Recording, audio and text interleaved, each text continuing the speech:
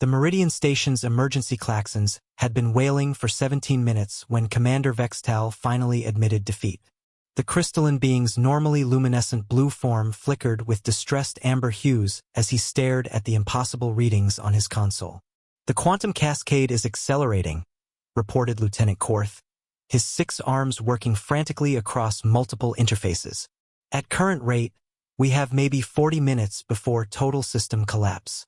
Around them, the diverse crew of the Interstellar Research Station moved with practiced efficiency, but Vextal could sense their growing panic. The Andromedans were cycling through their color spectrum too rapidly, the cetacean delegates were emitting ultrasonic distress calls, and even the usually stoic Titanium collective drones seemed to be processing at elevated frequencies. The problem was elegantly simple and utterly terrifying. A routine experiment with artificial gravity had somehow inverted the local spacetime matrix. Reality itself was folding inward like origami made of physics, and every conventional solution they'd attempted had only accelerated the process. "Sir," Korth's voice carried the particular tone reserved for suggesting the unthinkable, "perhaps we should consider alternative consultation." Vextal's crystalline structure dimmed. They both knew what that meant.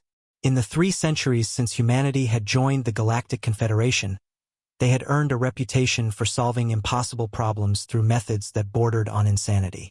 While other species approached challenges with logic, mathematics, and established protocols, humans had an alarming tendency to improvise, ignore safety regulations, and somehow succeed anyway.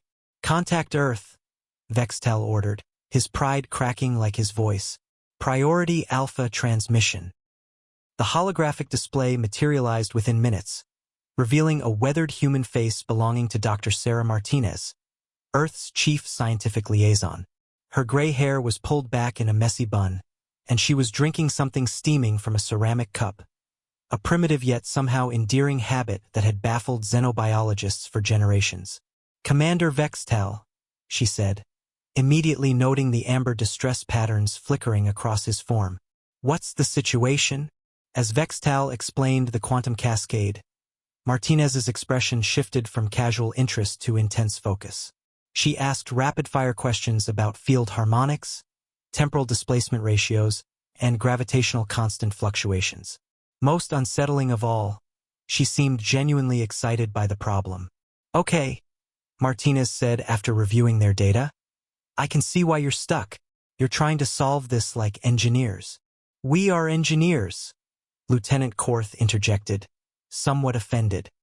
"Exactly. You're thinking inside the box. But this isn't an engineering problem. It's a jazz problem." The bridge fell silent. Even the emergency klaxons seemed to pause in confusion. "Jazz?"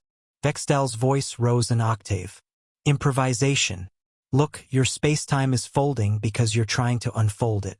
That's like trying to uncrumple paper by ironing it, you just make more creases. Instead, you need to fold it differently." Martinez's fingers flew across her portable interface. "I'm sending you specifications for a resonance field generator. You'll need to build it in about 30 minutes using whatever you have on hand." "Dr. Martinez," Vextal said carefully, "this device appears to be constructed primarily from kitchen appliances and musical instruments. The coffee maker provides precise thermal oscillation, the violin strings create harmonic resonance at exactly the right frequency, and the microwave, well, that's just for timing. Trust me, I've done this before." "Sort of." As the crew scrambled to assemble Martinez's impossible contraption, Vextal found himself oddly calm.